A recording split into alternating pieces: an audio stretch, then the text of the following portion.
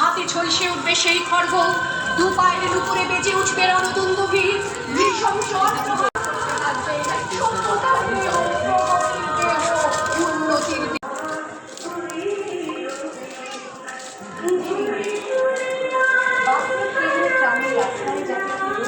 আমি শুধু বিহারের প্রত্যন্ত গ্রামে দিনের আলোয় যার ছায়া মারানো আপনার ধর্মে নিষিদ্ধ,